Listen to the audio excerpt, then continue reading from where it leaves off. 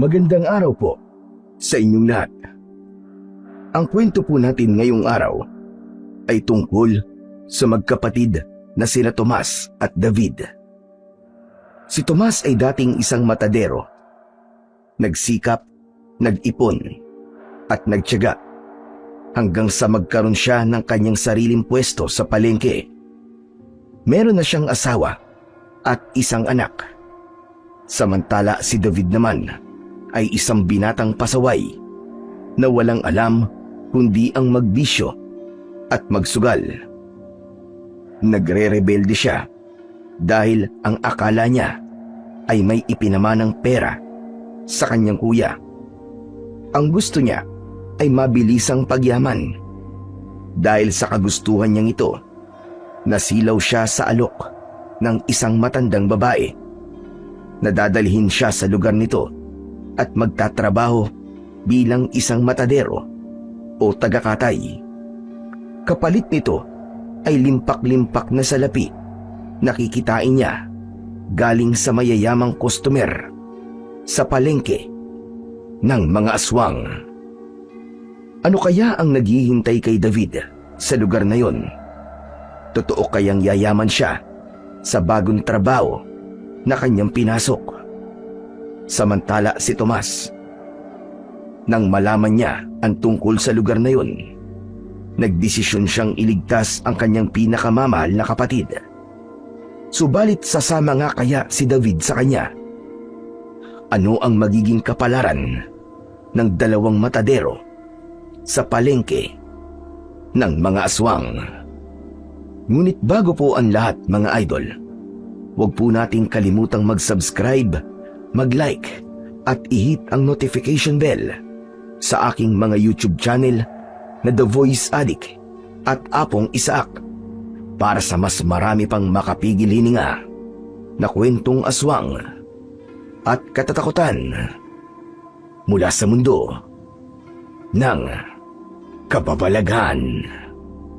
Umpisahan na po natin ang kwento. David, ilang beses ko na ba sinabi sa'yo? Natigilan mo na yung pagsusugal mo. Hindi yan makakabuti sa'yo. Bakit ba tigas-tigas ng ulo mo? Ano ka ba naman, kuya? Di na ako nagsusugal, ha? Matagal na akong huminto, no? Sinungaling. Huwag mo nga akong gawin tanga. Alam ko nagsisugal ka pa rin. May nakapagsabi sa akin kanina na natalo ka daw ng halos 10,000 piso kagabi doon sa sugalan ni Mang Feliciano. Sino naman nagchismis sa'yo nun? Visit nyo na. Huwag ka nga nagpapaniwala sa chismis, kuya. Anong chismis ang sinasabi mo? Eh, yung nagsabi sa akin, mismong kasama mo sa lamesa kagabi. At hindi lang yun ang sinabi niya sa akin. Nung wala ka na raw pera, nagdagdag ka pa ng utang para maituloy mo yung pagsusugal mo. Nako, level up ka na. Hindi ka nalang sugarol ngayon. Dakila ka na rin sinungaling. Natahimik si David nang marinig ang mga salitang yon galing sa kanyang kuya. Bigla siyang nahiya. Nag-init ang kanyang tenga at hindi alam kung saan ibabaling ang tingin. Hindi na niya alam kung paano pa siya lulusot, lalo't nahuli na siya. Hindi lang sa kasinungalingan, kundi pati na rin sa kanyang kaadikan sa pagsusugal. Maya-maya pa ay pinilit niyang ngumisi at pinunasan ang kamay niyang may bahid pa ng dugo. Tumigil siya sa tabi ng isang mesa kung saan nakapatong ang iba pang mga kutsilyo na ginagamit nila sa pagkatay at pagdagdad ng mga karne na kanilang ibibenta. Seryosong nakatingin pa rin si Tomas sa kanyang nakababatang kapatid. O ano? Nananahimik ka na dyan sa tabi. Anong gusto mo? Kuya naman eh. Huwag na natin palakihin to, oh. Oo, natalo ako kagabi. Pero hindi naman palagi. Eh, gano'n naman talaga sa sugal eh. Swertihan lang. Minsan talo, minsan panalo. Anong klaseng katwiran yan, ha, David? Hindi mo ba nakikita? Nalulubog ka na sa utang dahil dyan sa kakasugal mo. Mababayaran ko din lahat yon, kuya. Mababayaran. Kuya, hayaan mo na lang kasi ako. Hindi na ako bata para pangaralan mo ng ganyan. Saka isa pa, pera ko naman yung pinasusugal ko ah. Hayaan mo naman ako magdesisyon kung saan ko gagastusin ang perang pinaghirapan ko. Hindi ko naman hinihingi sa'yo mga perang pinasusugal ko ah. Hindi mo talaga ako naiintindihan, no? Oo, pera mo nga yun. Pero kapag nagkaroon ka ng problema dyan, sino ba lalapitan mo? Di ba ako rin? Ako rin ang aayos ng gulo mo. At ako naman, syempre, kapatid kita. At hindi rin naman kita matitiis. Sama na ako sa problema mo. Ang OA mo naman, kuya. Masyado ka ng advance mag-isip ah. Relax ka lang. Hindi kita isasali dito. Sa ako magka-problema man ako ang bahala. Marunong akong magdala. Kalokohan mo. Puro ka nalang yabang. Marunong ka magdala. Tama ka na, kuya. Ayusin na lang natin ang mga paninda. Malapit nang magbukas ang palengke. Huwag na natin gawing malaking issue to. Simpleng bagay lang naman to eh. Simpleng bagay. 10,000 yung tinapon mo sa isang gabi lang.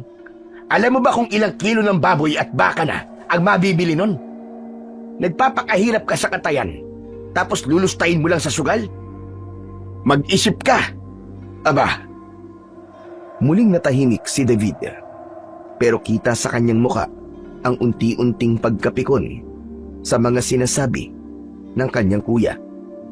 Dinampot niya ang isang kutsilyo at mariin niya itong hinawakan. Hindi niya kayang tanggapin na mali siya, kahit alam niyang totoo lahat ng sinasabi ng kanyang kuya. Sa isip niya ay gusto niya nang lumaban, pero pinipigilan niya ang kanyang sarili. Kuya, sadali nga lang. Bakit ba palagi ka na lang ganyan? Lagi mo na lang akong sinisermonan. Hindi ba pwedeng minsan hayaan mo naman ako? May sarili rin naman akong desisyon na. Hindi na ako bata. Hindi naman kita tinatrato bilang isang bata. Pero bilang kuya mo, responsibilidad ko pa rin na ipaalala sa'yo kung alin ang tama at mali. Hindi ko mapapayagan tuluyang ka malugmok dyan sa bisyo mo. Gusto mo ba magaya sa mga kabarkada mo na pabalik-balik sa kulungan dahil sa palaging nahuhuli sa sugalan? Iligal ang pasugalan ni Mang Feliciano. Alam mo yun, David. Gusto mo ba na maging ganun din ang takbo ng buhay mo? Sige nga. Hindi naman ako sila, kuya. Hindi mangyayari sa akin yun. Promise. Saka sige na. Para matigil na to. Pangako, kuya. Hindi na ako magsusugal. Oo na. Last na yun. Lasing ko leeg mo eh. Ilang beses mo na ba sinabi sa akin yan, ha? Puro ka las. Pero hanggang ngayon, hindi ka pa rin nagbabago. Ano ba nakukuha mo sa pagsusugal? Hehehe, marami. Hindi mo kasi naiintindihan kasi nga hindi ka naman nagsusugal. Pero kasi, sa pagsusugal, kuya, may thrill. Hindi lang to basta pera lang. Para tong isang matinding laban na kapag nanalo ka, na nakaka-excite at nakaka-proud. Para bang nananalo ka sa isang gera? Masarap sa pakiramdam, kuya. Subukan mo. Tumigil ka. Dinamay mo pa ako. At saka ano naman laban ang sinasabi mo, ha? Hindi ka mananalo dyan. Kasi kalaban mo mismo ang sarili mo. Sa huli, kapag lulong ka na, hindi lang ikaw at ang bulsa mo ang mauubos, kundi pati ang magandang kinabukasan mo. Mawawala. Anong gagawin ko? Gusto ko lang naman na manalo para magkaroon naman ako ng perang malaki-laki. Yung pinapasahod mo naman sa akin, kakakarumpot lang yun. Kulang ang kita ko para sa lahat ng pangangailangan ko. Yan ang problema mo, David. Gusto mong madaliin ang lahat. Walang shortcut sa buhay, David. Hindi kulang ang kita mo. Hindi ka lang kasi talaga marunong humawak at kulang ka sa diskarte. Alam mo, bunso, huwag ka na sa sugal kumapit. Walang kasiguraduhan dyan. Oo, mananalo ka nga minsan. Pero sa minsan na yon, halos 5 beses kang natalo. Ganon sa sugal. Pinapasarap ka ng panalo para mas lalo kang malulong. Pero sa uli, ikaw pa rin ang lubok. Ikaw pa rin ang talo. Tumahimik na si David Binitiwan nito ang hawak na kutsilyo at bahagyang yumuko. Isang malakas na buntong hininga ang kanyang pinakawalan. Lumapit si Tomas at hinaplos ang balikat niya. Nakikiusap ako sa iyo, bunso. Tigilan mo na yan. Walang kwentang sugal. Ayokong makita ka balang araw na wasak ang buhay dahil sa bisyo. Masakit para sa akin na makita ka naliligaw. Sige po, kuya. Susubukan ko. Hindi ko ipapangako na agad-agad. Pero susubukan ko. Sana nga. Yan lang naman ang hinihiling ko eh. Ayusin mo ng sarili mo. Matapos ang kanilang pag-uusap, bumalik si David sa kanyang ginagawa.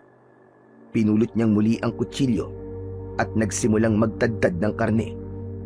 Samantalang si Tomas naman ay inayos na ang kanilang mga nakasabit na piraso ng baboy.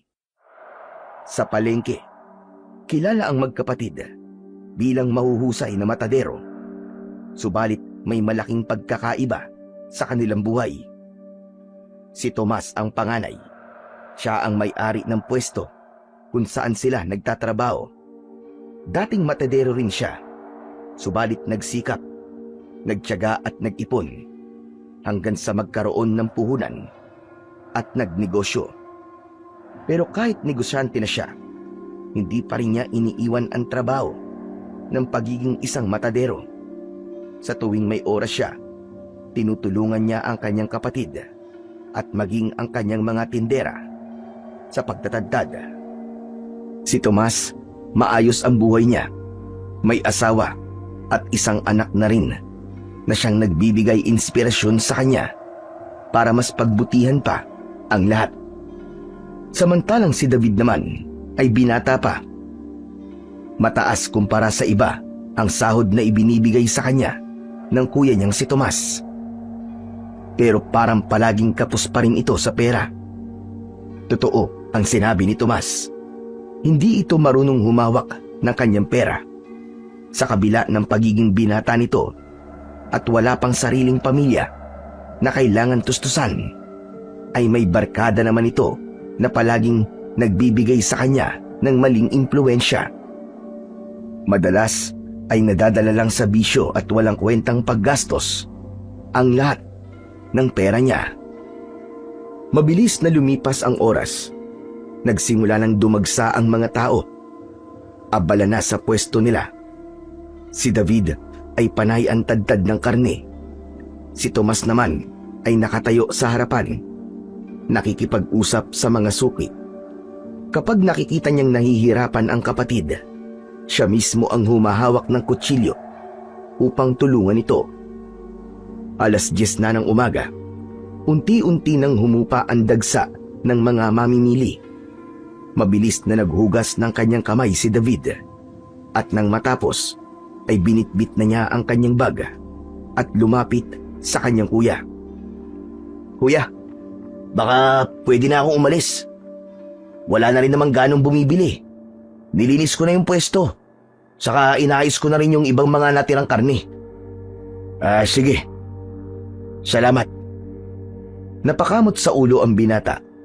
Sa isip niya ay gusto niya nang sabihin sa kanyang kuya na kukunin na sana niya ang sahod niya ng advance, pero nahihiya siya, lalo at kakatapos lang nilang magtalo na dalawa kaninang madaling araw. Oh, ano pa yun? Ba't di ka pa umaalis? Akala ko ba'y uuwi ka na? May kailangan ka ba? Meron sana, kuya eh. Kaso, baka magalit ka naman. Ano ba yun? Kuya, ano kasi, baka pwede akong mag-advance kahit pang 1 linggo lang. Wala na kasi akong budget pambili ng pagkain eh. Oh, di ba? Yan ang sinasabi ko sa'yo eh. Oo na, kuya. Baka lang naman pwede. Pwede naman. Wala namang problema sa akin yung bunso. Basta para lang sa pagkain ha. Pero hintayin mo lang muna ako kahit sandali. Bantayan mo muna tong pwesto. At kanina pa ako naiihi. Ayos lang ba? Oo naman, kuya. Sige, Hintayin na lang kita rito. Pagtalikod ni Tomas, ay ngumisi si David. Parang nakahinga ng maluwag. Alam niyang kahit gaano pa katigas ang kanyang ulo, hindi siya matitiis ng kanyang kuya. Masaya siya dahil meron na naman siyang pangpuhunan sa sugal. Balak niyang dumiretso sa sugalan pagkatapos niya sa palengke. Subalit habang hinihintay niya ang kanyang kuya, biglang may dumating na di inaasahang tao sa kanilang pwesto. Hay, sa wakas. Naabutan din kita dito, David. Akala mo makakatakas ka, ha? Ilang linggo na kitang hinahanap. Dito lang pala kita makikita. Ano pong ginagawa niyo dito? Apat ang kapal na mukha mo. May gana ka pa talaga magtanong. Ilang beses na ako nagpabalik-balik sa bahay mo, pero palagi ka na lamang wala. Tinataguan mo ba akong hayop ka? Naku, hindi naman po, Aling Dolores. Bakit ko naman kayo pagtataguan? Talagang hindi niyo lang po ako naabutan kasi busy ako kong tao eh. Kapag madaling araw, nandito ako. Nagkakatay ng baboy at nagtitinda na rin. Kaya niyo ako naabutan dito. Ganun ba? O siya, akin na bayad mo sa utang mo. Yun na nga ho, Aling Dolores eh. Wala po akong pambayad eh. Hindi pa po ako nakakasahod. Baka pwede pong bukas na lang. Babali na lang po ako sa bus ko. Pangako ho. Babayaran kita bukas. Ano? Pambihira ka. Sa halagang 3,000 piso. Pababalik-balikin mo pa ako. Ang hirap mo sigilin, ha? Aling Dolores, relax lang kayo. Paano ba to? Huwag kayo masyadong malakas ang boses. Nakakahiya po. Pinagtitinginan na tayo ng mga tao dito eh. Panay ang lingon ni David sa kanyang paligid. Tinitignan niya kung pabalik na ang kanyang kuya. Ayaw niyang makita ng kanyang kuya ang matandang babae dahil sigurado siyang sisermonan na naman siya nito. Nakahinga siya ng maluwag nang tila natatagalan ito. Kaya naman, ginawa niya ang lahat para mapaalis na kagad ang matanda. Aling Dolores, nakikiusap naman ako sa inyo ng maayos eh. Sige na, bukas babayaran talaga kita, promise. Sa ngayon wala pa talaga. Bumabali nga ako sa bus ko eh. Pero bukas na daw niya ako bibigyan. Sinungaling ka! Nang ayaw pa rin ni Aling Dolores, bigla siyang hinila ni David. Plano niyang ilayo na ang matanda sa pwesto. Pero lumaban ito at nagulat pa ang binata nang bigla siya nitong itulak. Napaupo siya sa sahig. Siya namang pagdating ni Tomas. Teka, ano ba nangyayari dito? Ikaw ba ang boss nitong hayop na to? Itong tao na to na may utang sa akin at hanggang ngayon ay hindi pa din niya ako binabayaran. Puro bukas. Tapos pinagtataguan pa ako ng hinayupak na yan. Ikaw naman, Aling Dolores, oh. Huwag naman ganyan. Huwag niyo naman akong ipahiya dito. Mas lalo kitang hindi babayaran yan eh. Kita mo na, ang kapal talaga ng mukha. Hay, nagririgil ako. Sandali lang ho. Magkano ho ba ang utang nitong kapatid ko sa inyo? Ano ka ba? Kapatid mo yan? Ang sabi niya kanina, boss ka lang niya. Pero sige, dahil ikaw ang kapatid, baka naman gusto mong ikaw na magbayad ng hiniram niya sa akin. 5,000 yon. Ano? Anong 5,000? 3,000 lang iinutang ko sa inyo, sobra ka naman. Iho, kapag pinupunta kita sa bahay mo, palagi kang wala. Namamasahe ako, nag-aarkila ng sasakyan. Mas malaki pa nga ang gastos ko kesa dyan sa ipinatok ko sa utang mo. Isa pa, palaging nasasayang ang oras ko. Marami akong ginagawa at bawat segundo ay may halaga. Sige, para matapos na ho ito. Babayaran ko na ho. Huwag na ho kayo mag-eskandalo. Pasensya na po kayo sa gulo na ginawa ng kapatid ko. Kuya, wag! Sandali lang! Huwag mo munang bayaran! At bakit naman hindi, Aber? Mag-uusap po na kami, kuya. Hindi tama yung ganyan eh. Masyadong garapal yung matanda na yan eh. Ako pa ngayon ang garapal na hayop ka. Ako na nga ang dihado dito. Ako ang niloloko mo. Ang lakas mong umutang. Pero kapag naniningil na ako, ikaw pa ang galit. Ikaw pa ang may ganang magyabang. So wala pa nga anong gagawin ko? Tumigil ka na nga, matanda ka. Wala akong pera. Anong gusto mo? Maglabas ako ng wala? Babayaran na nga ng kuya mo, di ba? Bakit? Siya ba may utang sa'yo? Natitigilan sila. Parehong galit ang kanilang mga mata. Nakapalibot na ang ilan sa mga tinderang malapit. Nakikinig at nagbubulungan. Si Tomas ay pumagitna na. Teka, tama na. Hindi itong lugar para mag-away kayo. Aling Dolores, pasensya na ho talaga. Ito na po ang pera. Kunin niyo na ho. Agad na kinuha ng matanda ang perang iniabot ni Tomas. Samantala, ay nilapitan naman ng lalaki ang kanyang kapatid at itinulak ito palayo para lang hindi na lumaki pa ang gulo. Ilang sandali pa, umalis na din ang matanda, pero bago tuluyang lumakad, tinapunan pa niya ng matalim na tingin si David. Samantala, napakamot naman sa kanyang ulo si David. Hindi siya makapaniwala na gagawin ito ng kanyang kuya. Sa loob niya ay nainis siya, lalo pat wala naman talaga siyang balak na bayaran ang matandang babae. At mas lalo pa siyang nainis nang makita niyang seryosong nakatingin sa kanya ang may-ari ng katapat nilang pwesto na si Mang Lazaro. Anong tingin-tingin mo dyan? Kay tanda-tanda na itismoso pa. Nangunot ang noon ng matandang lalaki sa inasal ni David, pero pinili nitong manahimik at huwag ito patulan. Samantala, si Tomas naman ay nagulat. David, huwag ka naman ganyan magsalita. Natural, natitignan ka ng mga tao dito. Dahil ikaw, yung iskandalo ng pinagkakautangan mo. Ano bang ini-expect mo? Na sa iba sila titingin? Pambihira ka naman, David, oo. Pumasok ka nga muna dito sa loob ng stall at mag-usap tayong dalawa. Pumasok si David at bahagyang sumandal sa poste ng kanilang pwesto.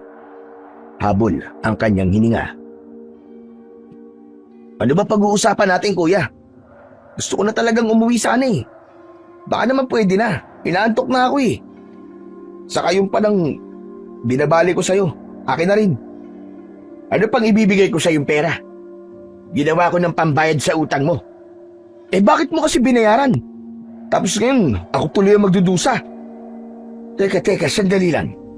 Ibig mo sabihin, wala ka talagang balak na bayaran yung utang mo?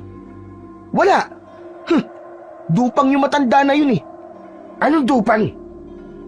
Matindi pa sa ganid. Walang kabusugan. Kita mo nga kanina. 3,000 lang yung utang ko. Ginawa niyang 5,000. Kung di ba naman mukhang pera yun? Kung magpatong ng interes, mas mataas pa sa principal. Pwe! Alam mo palang mataas eh. Bakit nangutang ka? Bakit ba? Hirap ako sa buhay eh.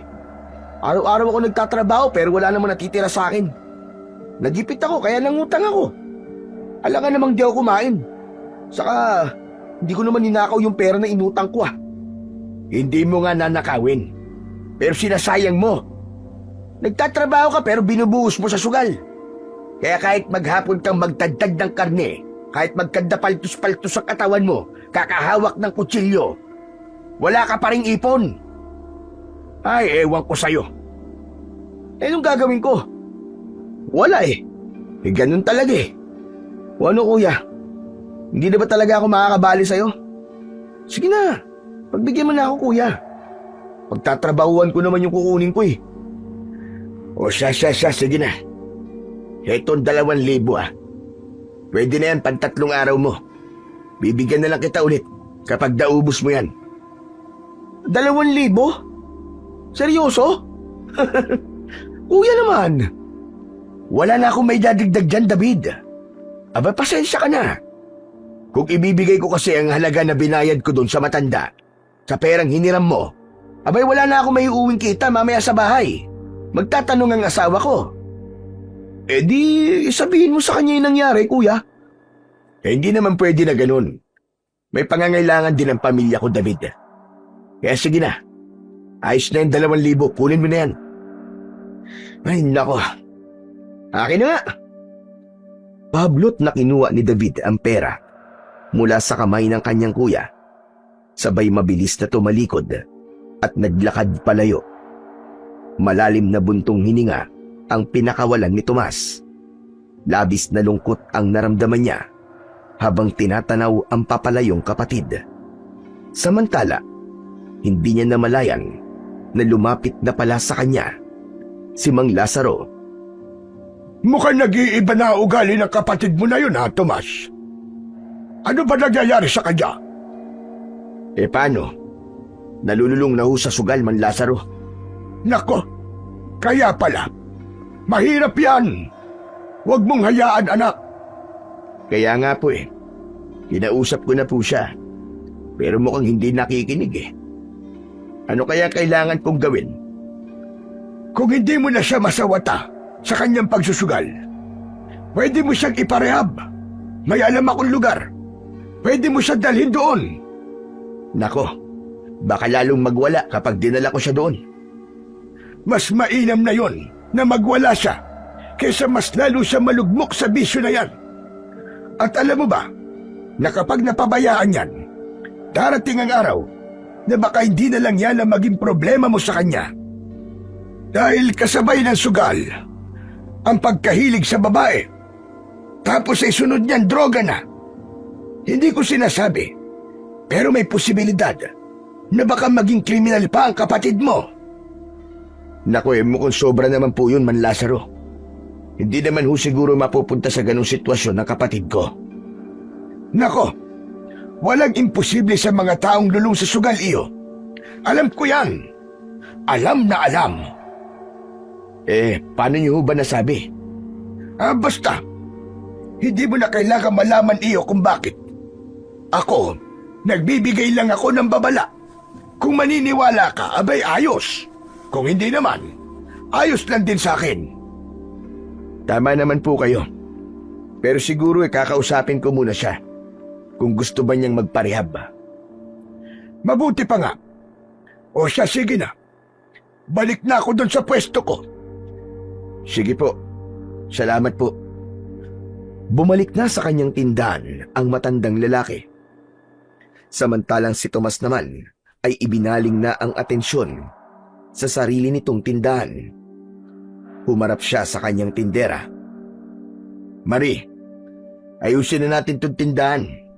Iligay mo na muna yung mga karne sa chiller habang wala pang mga customer. Tumango ang tindera niya at agad na sinunod ang kanyang utos. Isa-isang inilagay ang mga karne ng baboy sa malamig na chiller. Habang ginagawa yon, kinuha ni Tomas ang basahan at pinunasan ang counter at sinabuyan ng tubig ang ilang mga dugo na naroon. Nang matapos ay napabuntong hininga siya at tumingin sa paligid ng palengke. Kalmado na ang paligid. Saglit din siyang napatingin sa kanyang relo. 12:00 na ng tanghali. Doon pa lang siya nakaramdam ng pagod at gutom. Kaya naman, inilabas na niya ang ipinabaong pagkain ng kanyang asawa. Tinawag na niya ang kanyang tindera at sabay na silang kumain. Maya-maya pa, nang matapos na sila, pinatay na muna nila ang ilaw ng pwesto tulad sa ibang pwesto. Kinuha na din niya ang kahon ng pera at inilak, tapos ay saka sumandal at natulog sandali. Samantala, pagsapit ng 1:30 ng tanghali, ay gumising na siya at tinulungan niya na ang kanyang tindera na maiayos muli ang kanyang mga paninda. Dahil anuman sandali, ay muli na namang magiging masigla ang lugar dahil sa pagdagsa na naman ng mga mamimili. Mabilis na natapos ang araw. Umuwi na rin si Tomas. Tahimik siyang lumabas ng palengke. Dala ang pag-asang sa mga susunod na araw ay magiging maayos din ang lahat ng kanyang mga problema, lalong-lalo na sa problema niya sa kanyang kapatid na si David. Kinabukasan, maaga pa lang ay naroon na sa kanyang pwesto si Tomas. Kagagaling lang niya sa slaughterhouse at isa-isa niya nang binubuhat lahat ng mga ipinakatay niyang mga karne ng baboy. Malalaki ang mga container na bitbit niya at mabibigat, pero hindi siya nagrereklamo. Mabilis ang kanyang kilos upang maihanda na kagad ang mga ito bago pa dumagsa ang mga suki nila. Isa-isa niyang inilapag ang mga baboy. Pinaghati-hati niya ang mga ito gamit ang matalim na kutsilyo. Maingat at mabilis ang kanyang galaw. Halatang sanay na sanay siya sa kanyang ginagawa. May mga inihanda siyang hiwa na pang adobo, pang sinigang, buto-buto at liempo para sa mga customer na nagmamadali. Habang ginagawa niya ito, ay napansin niya ang pagpasok ng ilan pa niyang mga kasama sa palengke. Dumarami na rin sila na nagbubukas ng mga pwesto. Samantala, bigla siyang natigilan nang pagtingin niya sa isang sulok ng palengke ay napansin niya ang isang matandang babae. Bigla siyang napahinto sa kanyang ginagawa. Dahan-dahan ay naglakad ito palapit. Agad niya itong nakilala. Si Aling Dolores, ang parehong babae na naniningil kay David. Hanggang sa napalunok si Tomas. Ano na naman kaya ang kailangan nito? Nakautang na naman kaya ang kapatid ko? Kaya hindi pumasok? Pilit na pinakalma ni Tomas ang kanyang sarili. Tinignan niya ito at nginitian hanggang sa makalapit. Magandang umaga ho sa inyo, Aling Dolores. Ano po may paglilingkod ko sa inyo? Magandang umaga din. Makikiusap sana ako sa iyo, iho. Kung pwede mo na ba akong pagbilan ng karne? Po, pwede naman po. Salamat naman. Sige, pagbilan mo ko ng 20 kilo nitong liempo. 20 kilo ho? Teka. Hindi ho ba kayo nagbibiro? Oo nga, 20 kilo. Huwag kang mag-alala. May pambayad ako sa iyo. Naku, Aling Dolores, wala naman po akong sinasabi na wala ho kayong pambayad. Nabigla lang po ako kasi unang beses po na magkaroon po ako ng customer na ganito kaaga at marami kagad ng order. Natutuwa pa nga po ako eh. Ganun ba? Kung papayag ka, pwede na mag-araw-araw akong bumili dito ng ganito kaaga. Talaga ho? Seryoso ho ba kayo dyan? Oo naman. At totoo dyan, ay matagal na ako naghahanap ng mga magagandang pagbilhan ng karne. At nakita nga kita. Maayos ka magtrabaho at masinop ka sa mga karne. Ganon ang gusto ko. Ganon ang hinahanap ko. Araw-araw akong pupunta dito.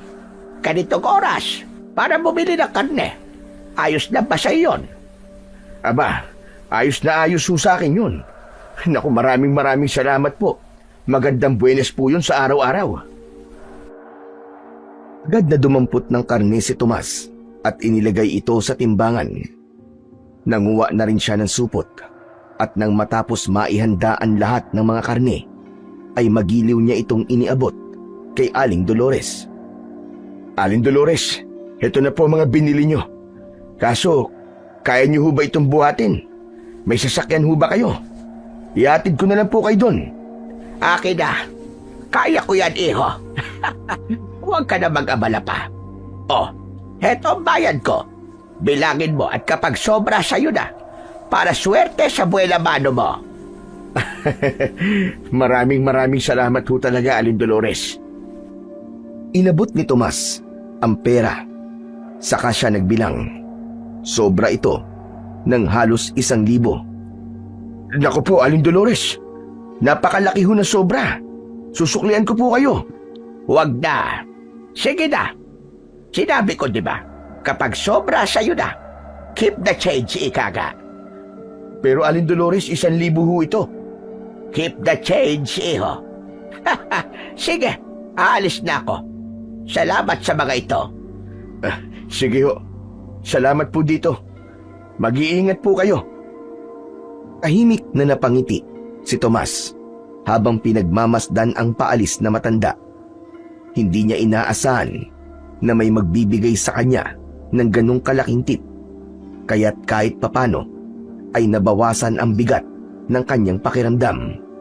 Agad niyang itinabi ang perang sobra at muling binalikan ang pag-aayos ng karne. Ilang sandali pa ay dumating na ang kanyang tindera at nagsimula na ding dumagsa ang kanilang mga suki. Mabilis na lumipas ang mga araw at sa bawat pagbubukas ng palengke, si Tomas lamang ang nakabantay sa kanilang pwesto. Unti-unti ay nasanay na siya na mag-isa niyang ginagawa ang dating trabaho na pinagtutulungan nila ng kanyang kapatid na si David. 5 araw na rin kasing hindi pumapasok ang lalaki at nag-aalala na ng labis si Tomas. Kaya naman isang hapon ay sinadya niyang puntahan ito sa kanilang dating bahay, ang bahay ng kanilang mga yumaong magulang. David! David, nandiyan ka ba? David! Wala yatang tao ah. David! Kumatok siya ng sunod-sunod, pero wala man lang kumilos o narinig na mga salita mula sa loob ng bahay. Kaya naman, sinubukan niyang buksan ito. Nang pumasok siya, ay nakita niya na marumi at maalikabok ang sahig at napakadaming basura na nagkalat. Ngunit mas may tumawag ng kanyang pansin ng pagkakataong yun. Nakita kasi niyang halos wala ng gamit ang buong sala. Hinanap ng kanyang mata ang telebisyon na regalo niya sa kanyang kapatid. Ngunit wala. Wala na din ang sala set na dating pundar ng kanilang mga magulang.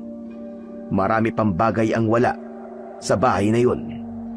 Isa na dito ang mga malalaking kaldero at kawali ng kanyang ina.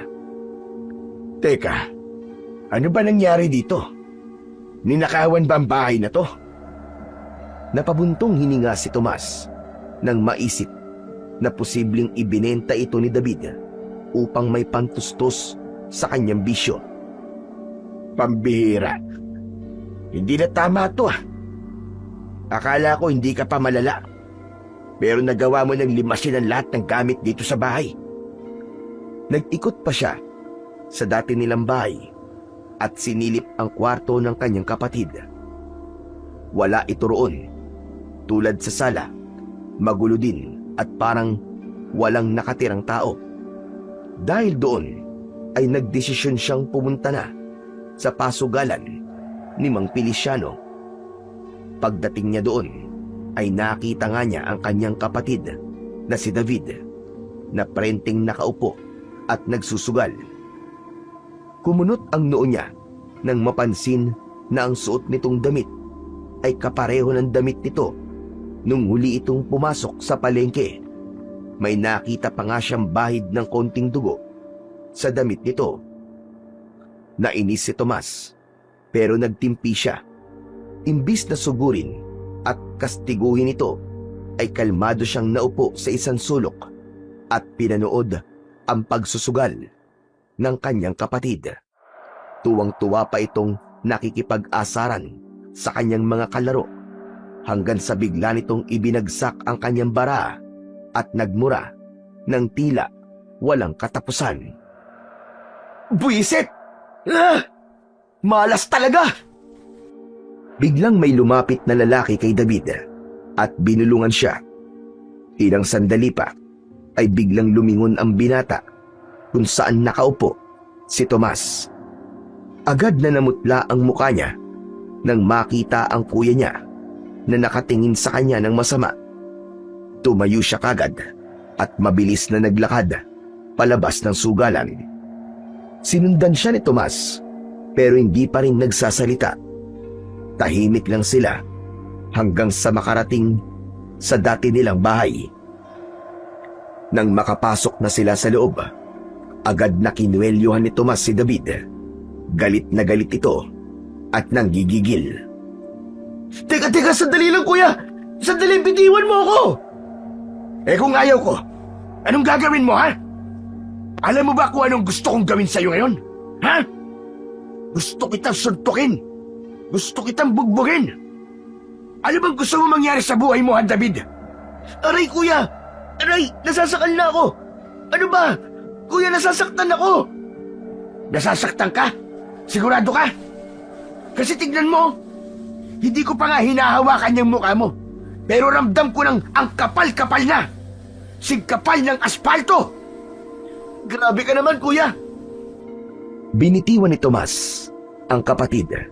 Sabay bigwas ng isang suntok sa kanang pisngi nito. Aray! Ano ba, kuya? Bakit ka ba nanununtok? Aba, nagtatanong ka pang hayop ka? Muli, isang suntok ang dumapo sa pisngi ni David. Nabitak ang labi nito at nagdugo. Nanginginig sa galit si Tomas. Alam mo ba, na halos hindi na ako mapakali kakaisip sa'yo. 5 araw ka nang hindi pumapasok ka. Kaya napilitan akong pumunta rito para makita kung ayos ka pa. Pero itong nadatnan ko, bahay na magulo. Puro kalat at halos wala ng laman. Grabe ka, David.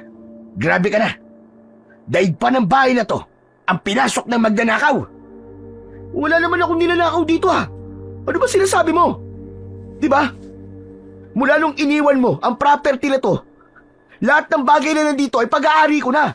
Kaya meron akong karapatan na kunin at ibenta lahat na nandito kasi sa akin yun. Ano bang pinuputok ng butsi mo? Iniwan ko sa iyo ang bahay na to dahil alam kong mas kailangan mo. Ako, kaya ko na magtayo ng sarili kong tirahan. Kaya hinayaan kitang manatili rito. Pero hindi ibig sabihin nun, lahat ng mga gamit dito, lalo na yung may mga sentimental na halaga, ay pwede mo nang ibenta kung kailan mo gusto. O ano? Nasaan na? Nasaan na yung pinagbentahan mo? O ano? Wala na rin. Napatalo mo na naman sa sugal, hindi ba? Oo. Walang hiya ka. Ano na lang ang mararamdaman ni Inay sa ginawa mo? Natural wala. Ano ba pakialam nila sa atin? Eh matagal na silang patay. Wala na silang pakiramdam, kuya.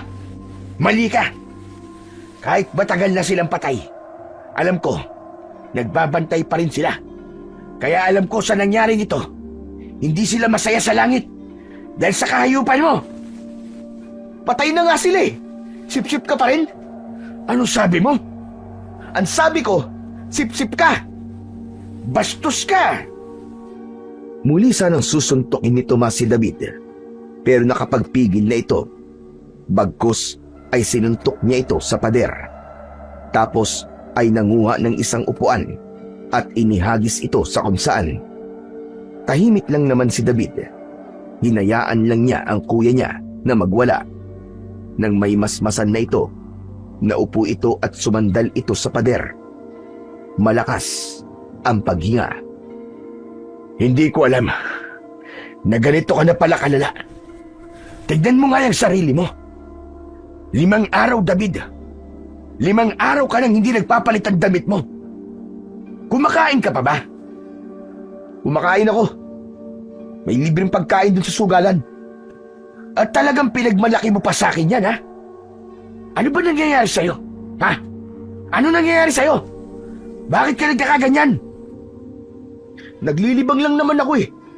Huwag mo na nga akong pakialaman. Hindi pwede yun. Huya mo ko. Kailangan may pakialam ako sa'yo. Sabi ko na nga, di ba? Huwag mo akong pakialaman.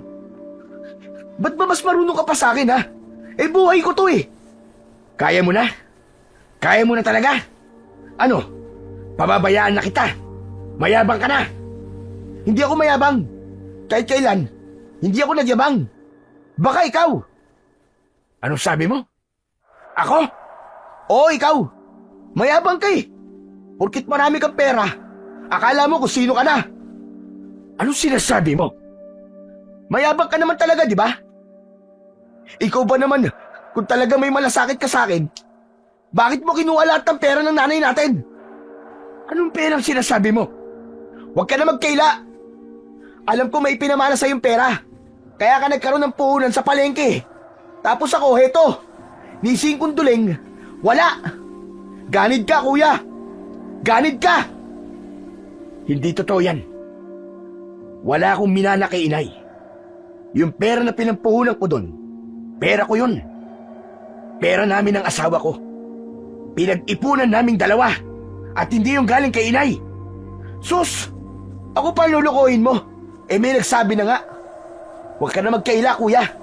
Bistado ka na. Yan ba ang dahilan, ha? Yan ba ang dahilan kaya nagre-rebelde ka? Kasi ang akala mo, pinamanahan ako ng pera. At ikaw ay hindi. Bakit? Ano ba dapat? Kung nagkapalit tayo ng sitwasyon, anong mararamdaman mo? Sige nga. Kung nagkapalit tayo ng sitwasyon, hindi ko gagawin ang ginagawa mo. Dahil hindi ako tanga. Sige na, sige na. Maligo ka na at nangangamoy ka na. Pumasok ka bukas, ha? Kailangan kita sa pwesto. Dodoblehin ko ang sahod mo. Ha? Dodoblehin? Hindi. Sa'yo na ang pera mo. Hindi mo ako alipin. O sige, ibibigay ko sa'yo ang kalahati ng pwesto. Ayos na ba yun sa'yo? Ano? Totoo ba yung sinasabi mo, kuya? Oo. Basta't magtino ka lang, hinayupak ka. Hindi na hinintay ni Tomas ang sagot ni David. Tumalikod na ito at lumabas na ng bahay. Samantala si David naman ay napangiti sa kanyang narinig. Mabilis niyang hinubad ang kanyang damit. Naligo lang ng konti at nang matapos ay bumalik na naman sa sugalan. Kinabukasan, nauna na naman sa pwesto si Tomas. Nalungkot siya nang makitang wala pa doon ang kanyang kapatid. Nilinis na niya ang kanyang pwesto at nang matapos ay bumalik siya sa sasakyan upang kunin ang mga karne na kinuha sa slaughterhouse. Nagdagdag siya ng bilang ng mga baboy na ibibenta sa araw na yon dahil nakatakda na silang maghati ng pwesto. Nagdagdag na rin siya ng puhunan upang maibigay ang kalahati kay David. Hindi totoo na may mana siya, pero dahil yon ang palaging ikinagagalit ng bunso, minabuti na lang niyang isakripisyo ang bahagi ng kanyang kabuhayan.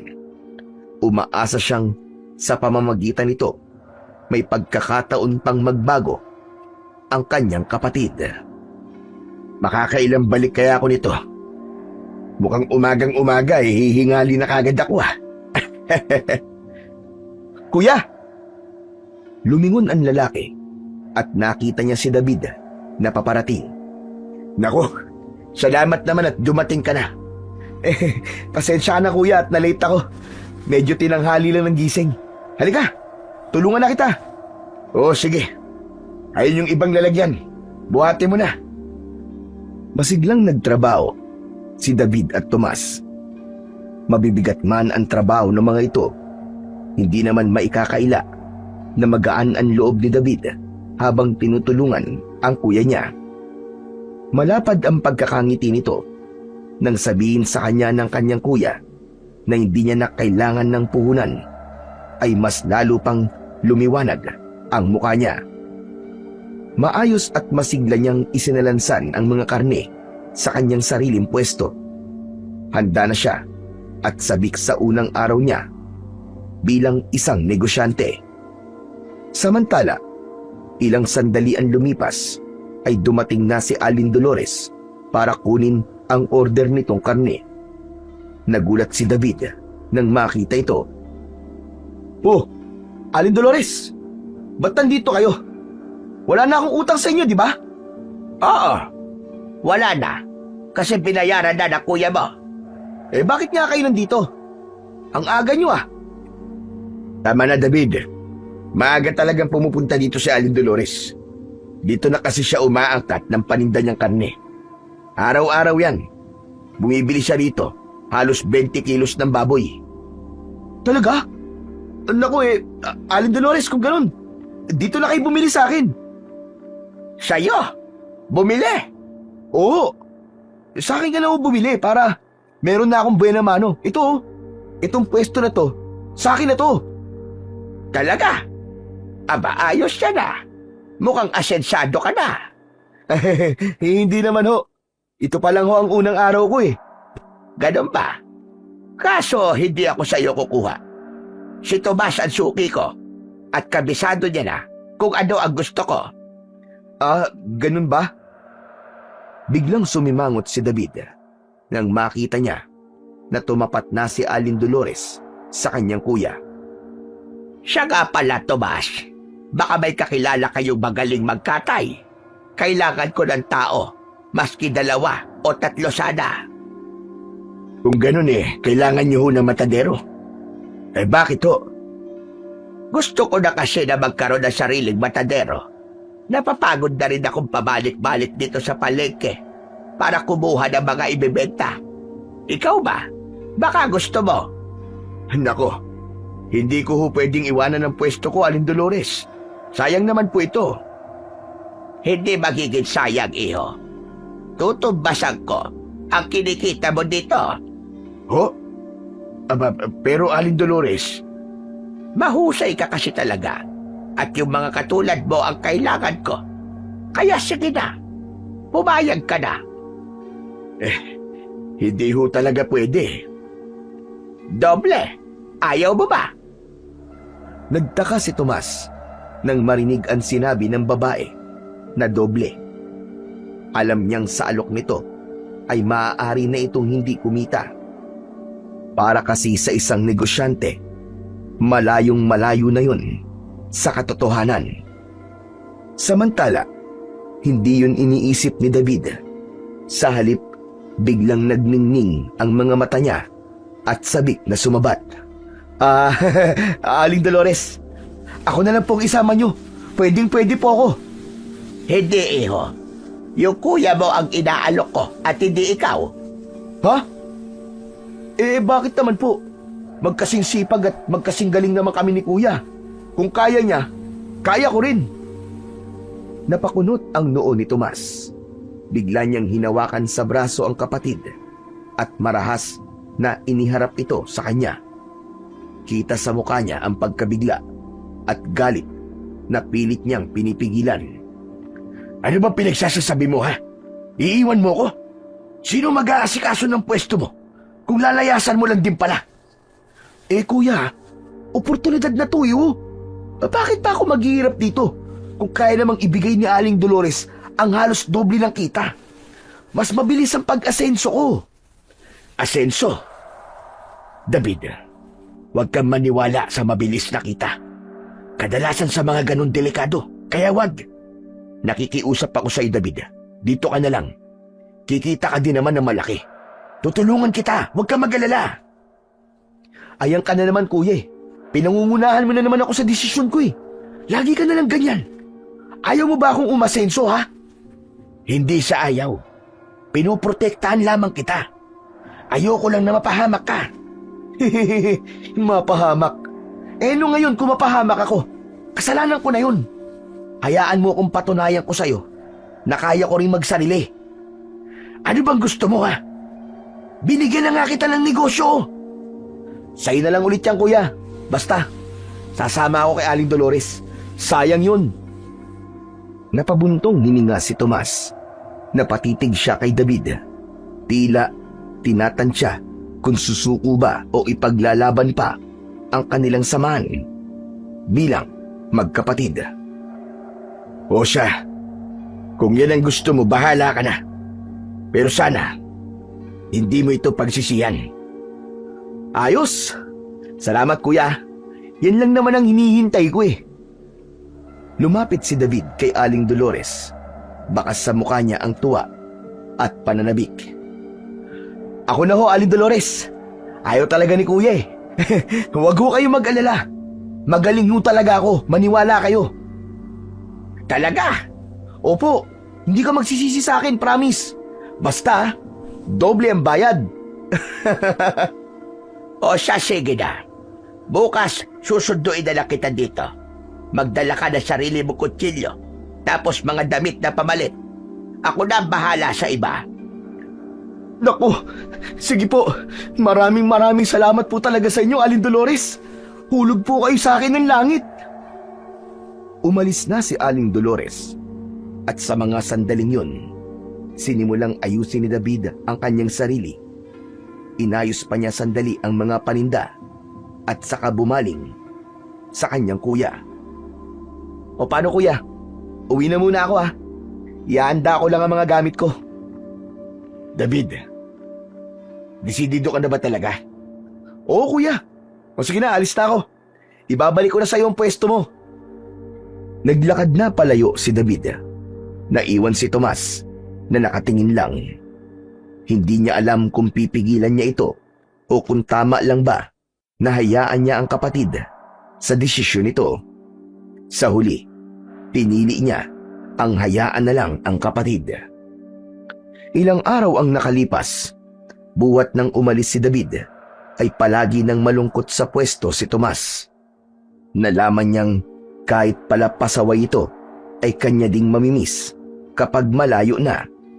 Samantala, habang natutulala siya sa tabi, ay biglang lumapit si Mang Lazaro. Iho! Man Lazaro, kayo ho pala. Matanong ko lang.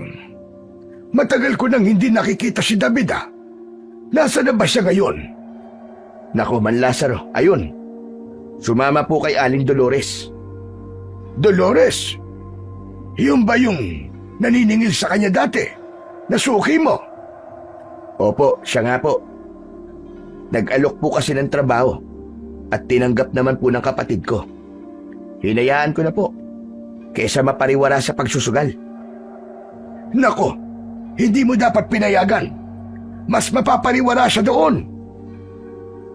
Napatingin si Tomas sa kanya na may halong pagtataka. Bahagya pang nangunot ang noon nito. Ano ang sabi niyo? Mapapariwara? Hindi naman po siguro. Kasi mukhang maayos naman pong kausap si Aling Dolores eh. Maganda po ang alok niyang pasweldo. Nakakakilabot ang ganong alok iyo. Hindi mo ba alam na manloloko ang babaeng yon? Hindi mo siya dapat pinagkatiwalaan. Mas lalong mapapariwara ang buhay ng kapatid mo doon kapag hindi siya nag-ingat. Nakita ni Tomas na seryosong-seryoso ang matanda. Doon na siya nagsimulang kabahan. Teka, sandali lang ho. Hindi ko po maintindihan kung ano po sinasabi niyo Man Lazaro eh. Pwede po bang ipaliwanag niyo po sa akin mabuti? Ano bang pwedeng mangyari sa kapatid ko doon? Makinig kang mabuti iyo. Ang lugar na pagtatrabahuan niya ay hindi ordinaryong palengke. Palengke yun ng mga aswang.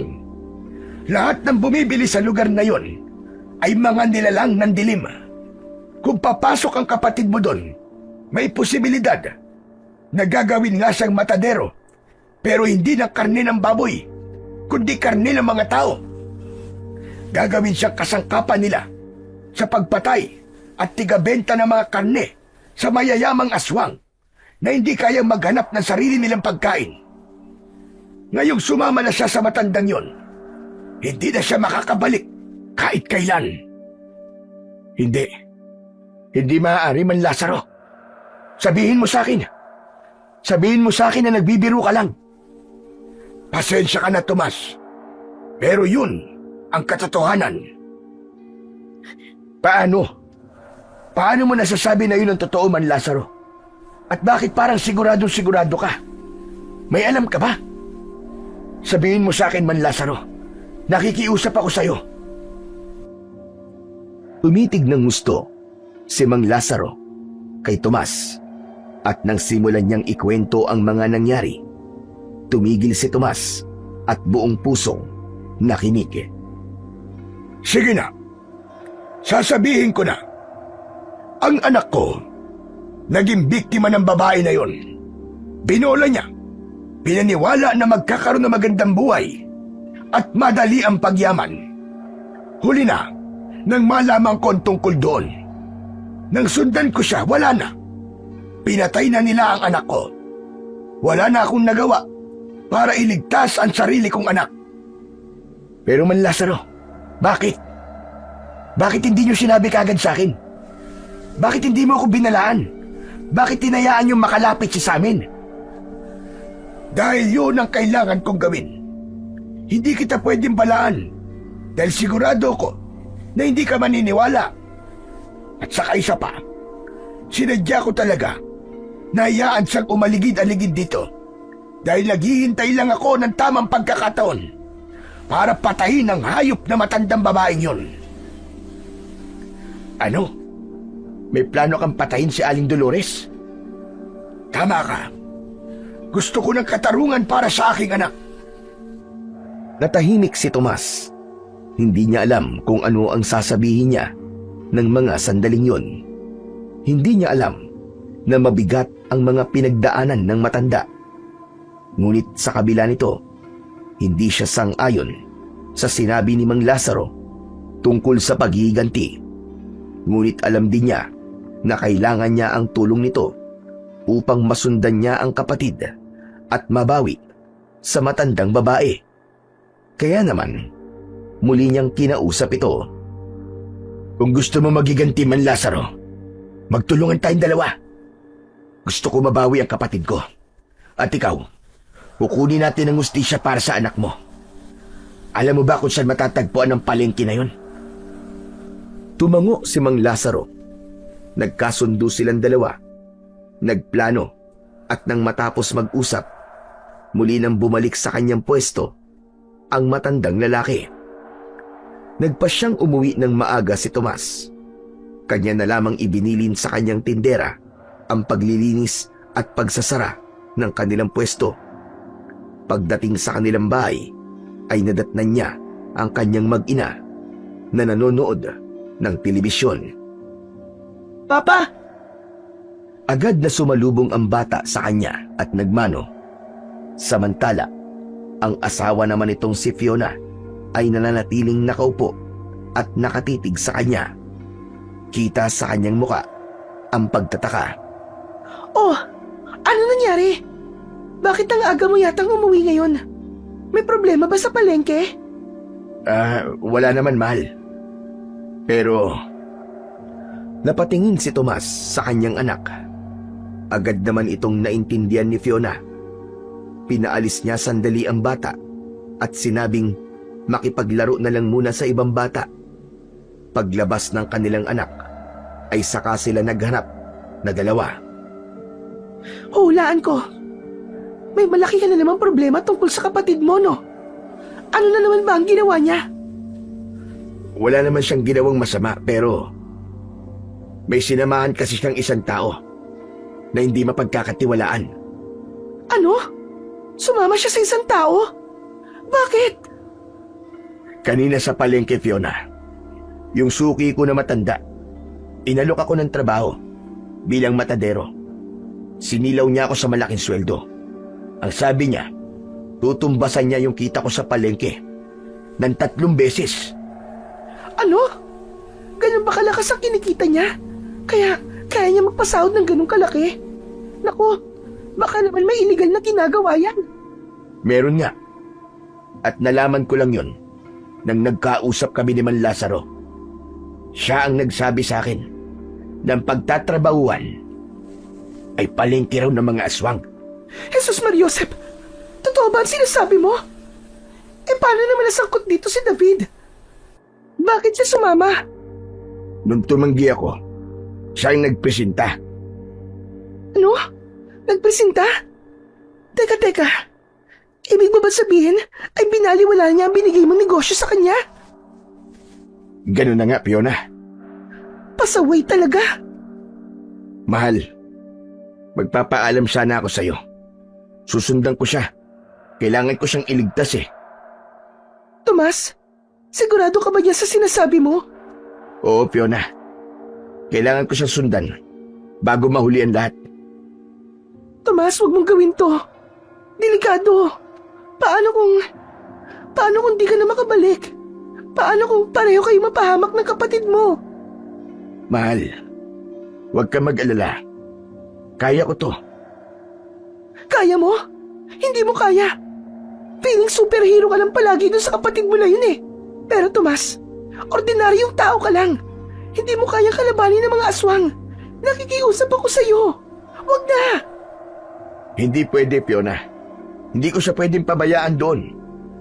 Ako na lang ang pwedeng umintindi at magmalasakit sa kanya. Alam ko. Oo, kapatid mo siya. Oo, responsibilidad mo siya. Pero paano naman kami ng anak mo? Kami ang pamilya mo ngayon. Kailangan ka namin dito. Alam ko, at naiintindihan ko lahat ng sinasabi mo sa akin. Pero kung ipagbawalang bahala ko to, baka wala na akong kapatid na masagip.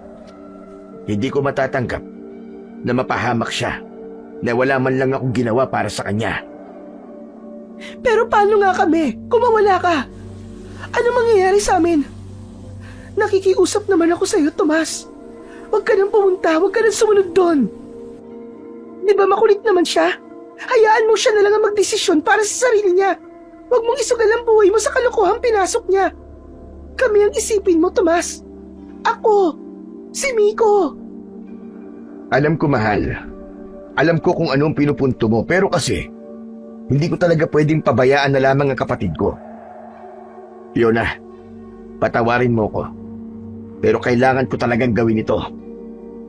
Kung nakapagdesisyon ka lang talaga, wala na akong magagawa. Pero Tomas, ilang araw ka bang mawawala? Hindi ko pa alam eh. At hindi pa ako sigurado kung gaano katagal aabuti ng paghahanap namin sa kanya. Ganun ba? Sige, ako nang bahala mag-ayos ng mga gamit mo. Pero Tomas, mahal ko, ipangako mo ha. Babalik ka. Balikan mo kami ng anak mo. Hihintayin ka namin. Oo, mahal ko. Babalik ako. At babawi ako sa inyong dalawa ni Miko. Pangako yan. Tahimik na nagkatinginan ang dalawa.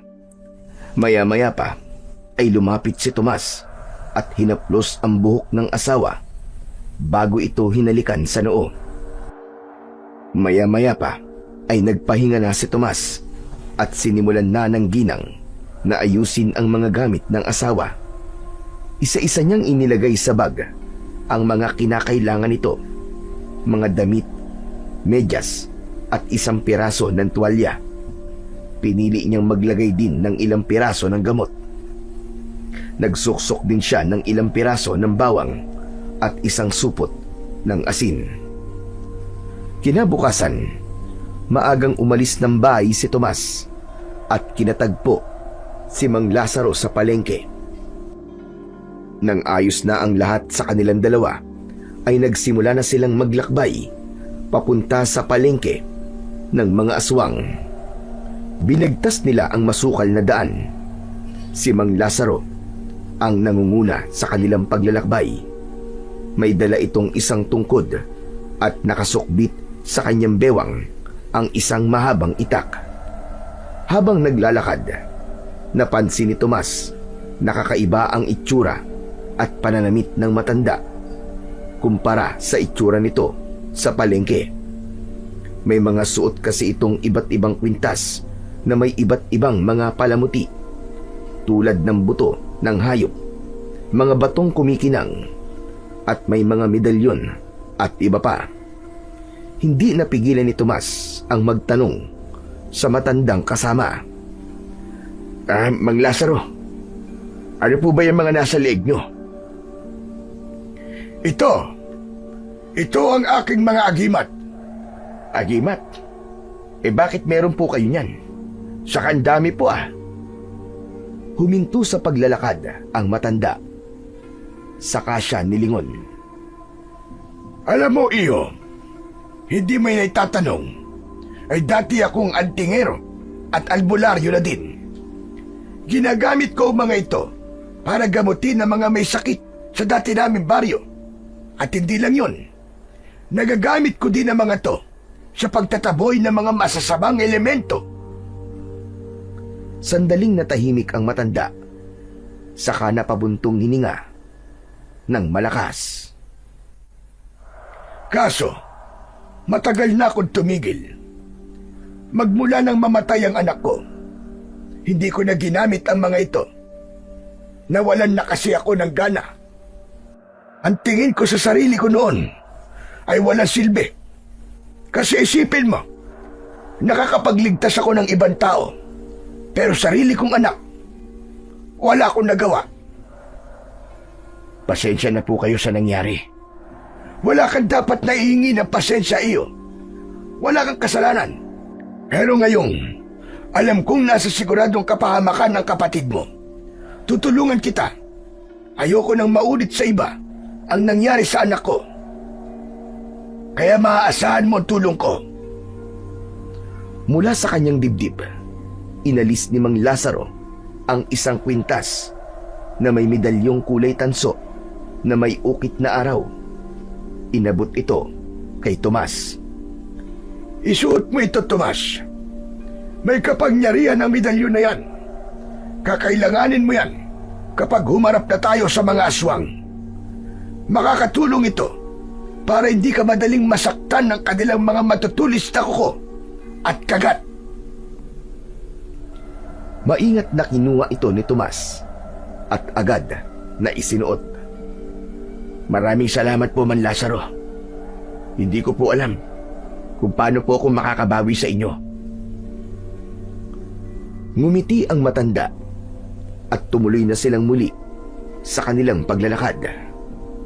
Masukal ang daang tinatahak nila at maraming mga matataas na puno. Mayayabong ang mga daon at halos matakpan na nito ang sinag ng araw. Ilang minuto pa ay biglang tumigil si Mang Lazaro. Magpahinga na muna tayo dito, iyo. Medyo malayo-layo pa na konti ang palengke ng mga aswang. Ano? Malayo pa? Gaano pa ho ba kalayo? Siguro ay nasa 3 minuto pa na lakaran, iyo. Kita mo ba yung daan na yan? Diretsahin mo lang yan, ay mararating mo na ang palengke ng mga aswang na sinasabi ko. Marahang tumango si Tomas. Si Mang Lazaro naman ay inalis ang itak sa kanyang bewang at saka siya naupo sa nakausling mga ugat ng puno. Ngunit hindi pa man nagtatagal ay bigla silang may narinig na mga yabag. May nakita silang 2 lalaki na bigla na lamang sumulpot sa gitna ng daan. Nakatingin ng masama sa kanila ang 2 lalaking yon. Agad na tumayo si Mang Lazaro at mahigpit na hinawakan ang itak. Hindi maaari ito. Bakit po, Man Lazaro? Hindi na sumagot ang matanda. Itinutok niya ang hawak na itak sa 2 lalaki. Nagulat ang 2 at agad na kumaripas ng takbo papalayo. Teka, Man Lazaro, sino po ba sila? Mga aswang ang mga hinayupak na damontes na yun. Hahabulin ko sila. Mauna ka na sa palengke, sige na. Hintayin mo ako doon. Kailangan ko silang mahabol upang hindi masira ang plano natin. Pero ano pong gagawin nyo? Kaya nyo po ba silang habulin? Ang bibilis po. Akong bahala sa kanila. Sige na, mauna ka na sa kapatid mo. Iligtas mo si David. Gawin mo ang lahat ng iyong makakaya. Bago pa man muling makapagtanong si Tomas, mabilis nang tumakbo si Mang Lazaro. Namangha si Tomas sa bilis nito. Kahit matanda na, ay matapang pa din. At yun ang nagbibigay sa kanya ng lakas ng loob. Samantala, nanatili naman siyang nakatayo sa ilalim ng puno. Hawak ang kwintas na ibinigay sa kanya ng matanda. Tapos ay tumitig siya sa daan na itinuro sa kanya ni Mang Lazaro. Nagsimula na siyang maglakad papunta sa palengke ng mga aswang. At pagkatapos ng humigit kumulang 30 minuto, ay narinig na niya ang ingay ng mga tao. Dahan-dahan siyang pumasok at pagkatapos ay nagtago siya sa likod ng isang malaking puno. Nakita niya na ang palengke sa loob ng gubat na yon. May mga nakahilerang kubo at tent. Tapos ay may ilang mga lamesa na ginawang sentro ng kalakaran. Iba ang ayos ng lugar Kakaunti lang din ang taong namimili, pero narinig niya ang presyo ng mga karne. Hindi bababa sa 1,000 ang bawat kilo. Nagmanman pa siya. Bigla siyang napatakip sa kanyang ilong nang malanghap ang kakaibang amoy na hindi niya maintindihan. Ano to? Napakabaho. Nakakasulasok at napakasangsang ng amoy. Nakakasuka. Hindi niya kayang tiisin ang amoy. Kaya naglakad siya at lumipat ng ibang mapagtataguan. At nang makalipat, doon niya nakita ang kanyang kapatid na si David. Kasalukuyan itong nagtatadtad ng mga panindang karne.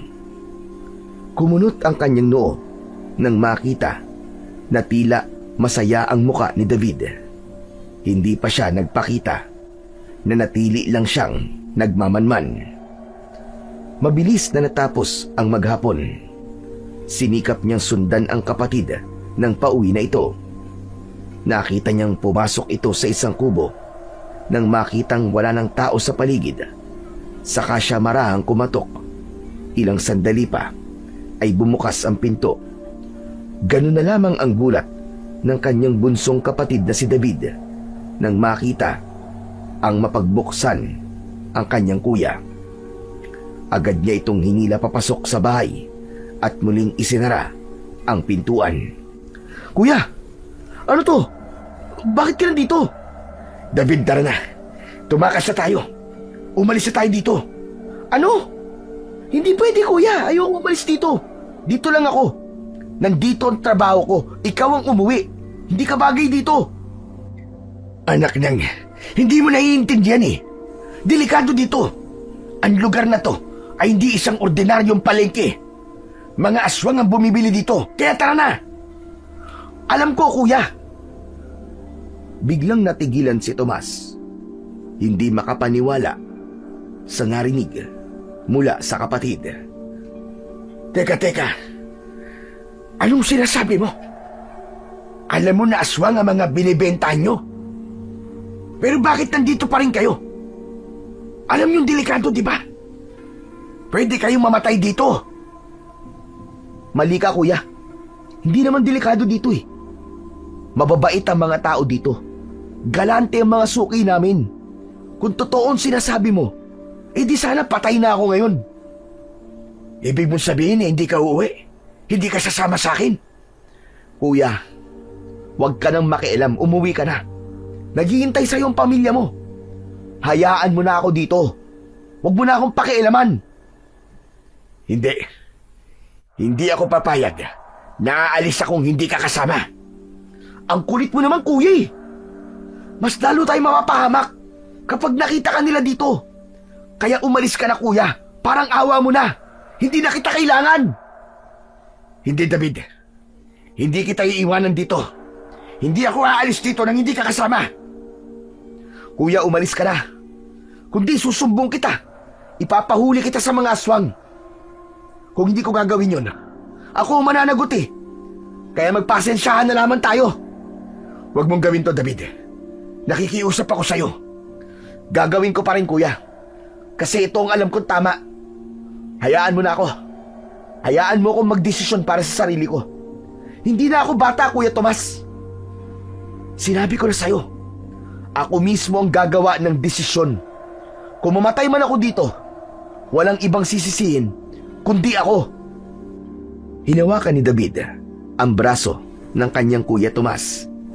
Hinila siya nito, papalapit sa pinto. Tama na, kuya. Umalis ka na.